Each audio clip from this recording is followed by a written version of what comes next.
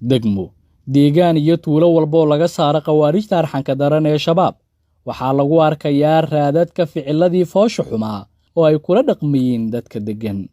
deegaanka masaajid cali guduud ee gobolka Shabeellada Dhexe waa deegaan dhowr iyo 10 sano u dambeeyay ku jiray gacanta argagixisada shabaab deegaankaas waxay ka ilaaliyeen wax waliba oo horumar ahaa nolosha dadka iyo maalkooda ayay xalaaleysteen iska badaa inay xaqooda ilaaliyaan halkan waa masaajid cali guduud waa deegaan caan ah ka tirsan Shabeellada Dhexe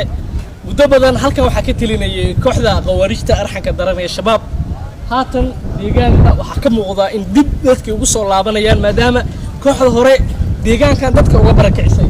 hateenadii caanka ka ahayd waa taasaa degmada sidoo kale wadadan waxay aadaa ilaa gobolada dhexe baabuurta Soomaalida loo yaqaan Leeli Calaawid ee aada xiin dheere ceel buur cadaado Soomareeb ilaa Burceel iyo wixii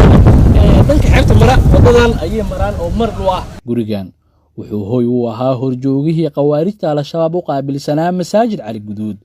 oo lagu magacaabi jiray Cali Caraay kaasoo wax waliba ay xalaal u ahaayeen gurigan waxaa lahaa mid kamid ah horjoogayaashii khawaarijta al-shabaab ku dhuumaaleysanayay degmadan muddo ka badan 15 sano waxaa lagu magacaabaa Cali Caraay waa gudoomiyihii degmadan ugu magacawnaa kooxda arxanka daran ee khawaarijta al-shabaab ciidamada waxay sheegeen in wax aan bulshada Soomaaliyeed loo soo bandhigi karin guriga lagu dhaxarkay oo lala yaabay dadka deegaanka ayaa nala wadaagay in dumarka midihu dalbado ay xoog u keenayeen maleeshiyaadka isaga hoostagayay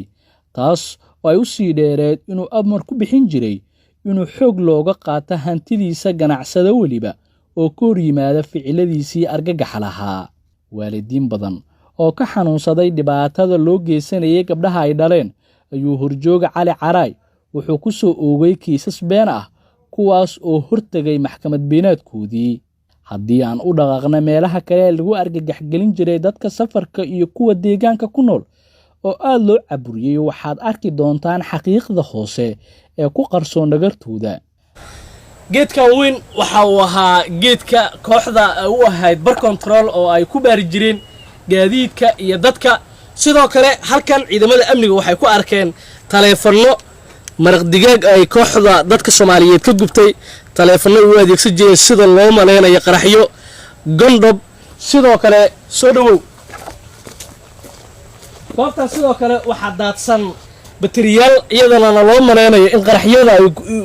ummadda Soomaaliyeed ku dhibaateeyeen u adeegsan jireen waa kuwaana bateriyaashan sidoo kale halkan waxa yaala taleefanno aad u fara badan oo ay kooxda loo maleeyo in qaraxyo ay ka sameey jireen sidoo kale qaarkood dadka Soomaaliyeed ay ka jajabiyeen meeshan waxa ay ku gubeen maraq digaagan aad u jeedin oo aad u fara badnaay dab ay ku dhijiyeen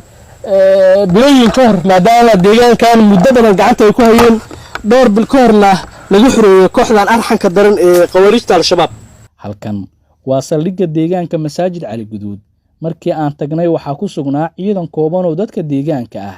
inkastoo laga dareemayay inuu u baahan yahay dib u dhis iyo booliiskii ka howlgeli lahaa si loo soo celiyo adeegii uu hayay bulshada waa Saalax Umar Xabeeb oo ka mid ah saraakiisha deegaanka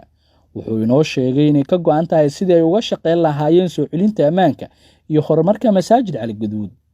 degmadan sadogtiin waxa lagu dagaalamay 22 bishii sagaalaad intii ka dambeysay shacabka deegaanka waxa ku maqnay qax hadda aan joogno waxa u fadhino saldhigga dhexdiisa waxay tahay dadkan sidii mataqaanaa amnigooda loo sugo lahaay bilidkii ay iyaguna isu diyaarin lahaayeen si bilidku ku soo noqdaan masaajid cali guduud waa deegaan caan ah oo ku yaala Shabeellada Dhexe